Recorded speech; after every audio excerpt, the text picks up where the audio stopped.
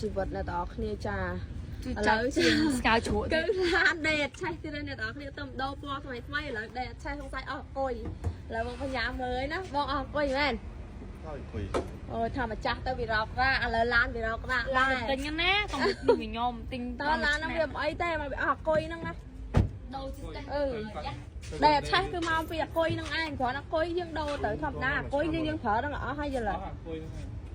ទៅក៏បានឆ្នាំដែរបាញ់ជីបានម៉ានហើយបានឆ្នាំចាអូចុះដាក់ដោចុះអត់អស់ហើយចុះអង្គុយទេព្រោះដូចសាទៅពេលវានេះទៅវាឆាប់អស់ទូរស័ព្ទបងណានេះទូរស័ព្ទហ្នឹងយកទៅណែណាទៅណែណាកុំឲ្យដេកចសោះកុំឲ្យដេកចុះមកស្វាហ្នឹងមកពី10យប់ទៅបងប្អូននេះមកមើលឡានឲ្យវាមិញបើឧទាហរណ៍ថាមុនមើលកុនមកយកឡានមុនគឺស្បៃនៅហ្នឹងហ្មងបាច់ចាំបាច់ទៅមើលកុនទេណាដំណើរចេះអញថាចេះអូនបាច់ចុះឡើងចុះឡើងជឿអត់nóស្ងាត់ទៀតនេះអីតុនេះឡានចាំមកយកបានតែបានដល់មកយកបានណានឹងយកមកក៏បានដែរយកបានឡើយនេះប៉ុន្តែយើងចង់ទុកអត់យើងខ្ជិលមកវិញមែន